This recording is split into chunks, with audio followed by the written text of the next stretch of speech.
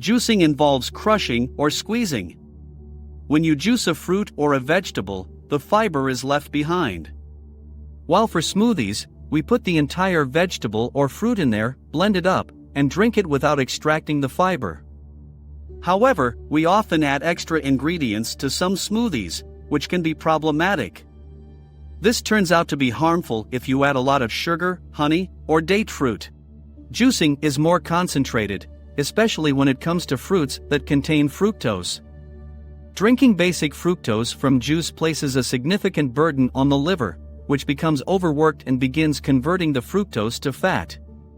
Having a high-sugar, low-fiber diet causes a surge in blood sugar and an accompanying rise in insulin.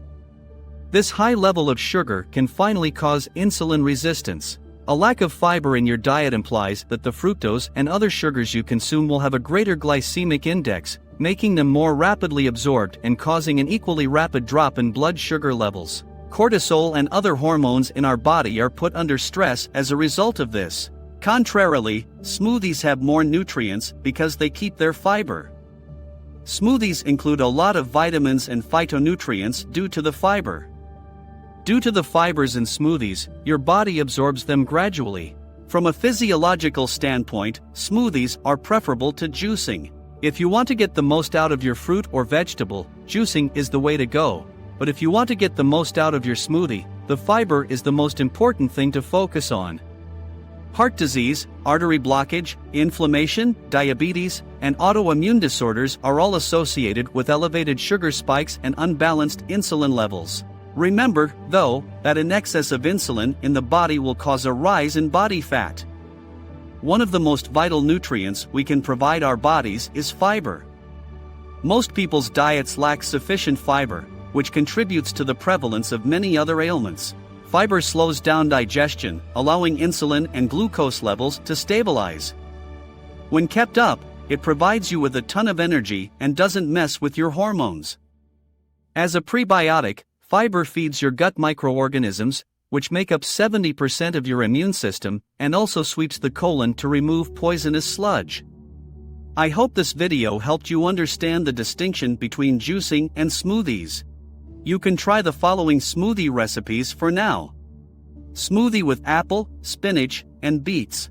Today's anti-inflammatory beverage is an apple, spinach, and beet smoothie. Start with a sliced apple, some spinach, and a medium-sized beetroot to make a nutritious smoothie. Peel your beetroot and add garlic for extra flavor. In a high-powered blender, combine the sliced apple, peeled and sliced beet, spinach, and garlic, along with 1 cup of water. Blend on high for a minute, or until the vegetables are broken down and smooth. This smoothie is full of vitamins, minerals, and other beneficial components, and it's lovely and thick. This is my recipe for a cold, which you can use if you're experiencing a fever or constipation. Blueberry strawberry banana smoothie. I've got this delicious blueberry, strawberry, and banana smoothie for those looking for an anti-inflammatory smoothie that's rich in nutrients and antioxidants. In your blender, add 1 cup of water, 1 cup of frozen blueberries, 1 frozen banana, and 1 cup of strawberries, as well as half a cup of yogurt or kefir for probiotics. Blend that for 30 seconds with the lid. Pour the smoothie into a glass, add a straw if you prefer, and then enjoy this incredibly sweet and energizing beverage. The green smoothie. This is a knockoff of a recipe I saw and tried previously. I thought it would be a great addition to my recipe, so I made it.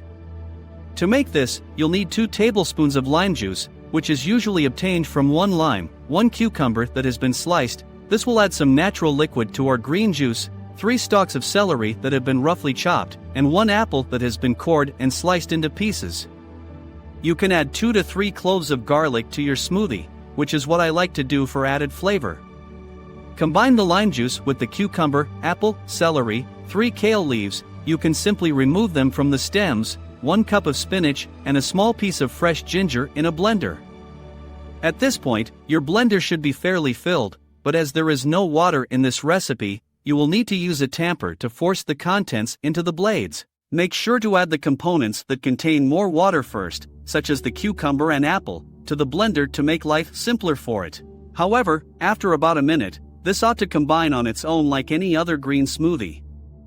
This is the most nutrient-dense part of the drink, so feel free to load up on the fiber.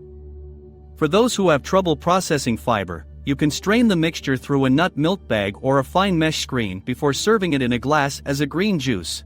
This green juice is loaded with nutrients and has a hint of apple's natural sweetness. And if you've ever wondered how to produce green juice without a juicer, well, this is how you do it. We have reached the end of yet another video. We appreciate your patience as we finish. I'd like to hear your thoughts, and if you have any recipes to contribute, please leave them in the comments box below. If you enjoy this video, please think about liking, sharing, subscribing, and putting on notifications so you won't miss any future uploads. Feel free to browse the rest of our video collection while you're here.